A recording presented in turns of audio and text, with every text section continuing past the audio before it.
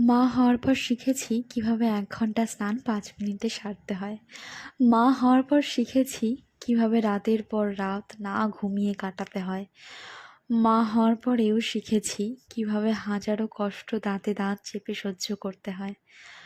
মা হওয়ার পর শিখেছি ঘন্টার পর ঘন্টার খাবার নিয়ে বসে থাকতে হয়।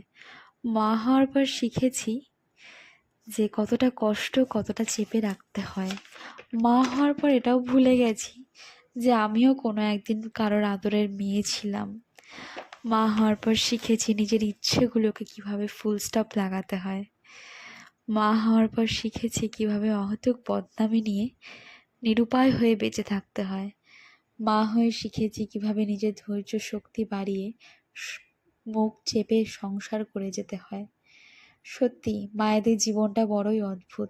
এতদিন নিজের মাকে দেখে এসেছি, আজকে নিজেকে আমার মধ্যে আমি আমার মাকে খুঁজে পাচ্ছি। সত্যি মা শব্দটার কোনো তুলনা হয় না। দেখো মা দেখো মানে দেখো শুধু দেখো দেখো স্যাক্রিফাইস তারপর দাঁত। আর এই যে আমার কম্প্রোমাইজ। বাবুর দাঁত হয়েছে। বাবা স্যাক্রিফাইস আর দাঁতটা দেখি কম্প্রোমাইজ বাবা। ছাড়া মায়েদের বাবান। জীবন চলে না। মায়েদের না আছে